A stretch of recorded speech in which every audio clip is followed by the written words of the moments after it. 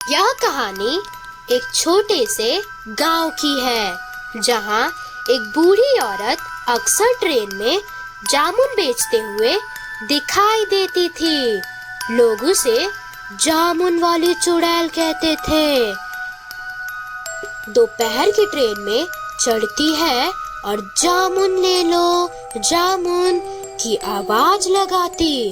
उसके जामुन बड़े और ताजे होते थे, लेकिन गांव के लोग उससे जामुन खरीदने से डरते थे। गांव के ही एक युवक राजू ने उसे चुनौती के रूप में लिया।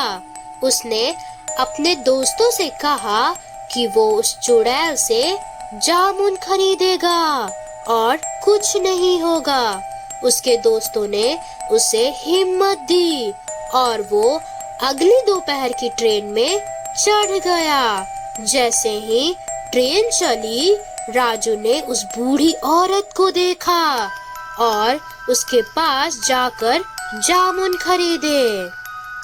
जब राजू ने जामुन खाया, उसे अचानक बहुत नींद आने लगी। वह ट्रेन की सीट पर ही सो गया।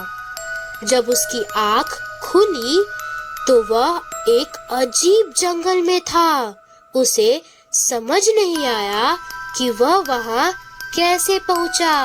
अचानक वह बूढ़ी औरत वहां दिखाई दी, लेकिन अब उसकी शक्ल बदल चुकी थी। उसका चेहरा डरावना हो गया था, आंखें लाल और दांत नुकीले। वह डरावनी आवाज में बोली, तूने मुझसे जामुन खरीदे हैं, अब तुझे इसका अंजाम भुगतना पड़ेगा।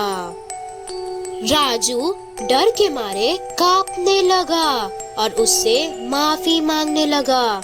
बूढ़ी औरत ने हंसते हुए कहा, अगर तुझे वापस जाना है तो इस जंगल से बाहर निकलने का रास्ता खुद ही ढूंढना होगा, लेकिन याद रखना, रास्ते में कई भयानक चीजें तेरा इंतजार कर रही है। राजू डरते डरते जंगल में चलना शुरू किया। वह जितना आगे बढ़ता, रास्ता उतना ही खतरनाक होता गया।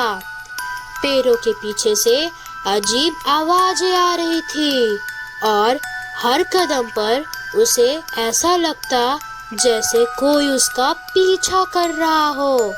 कई घंटे की मेहनत और डर के बाद आखिरकार वह गांव के बाहर वाली पगडंडी पर पहुंचा।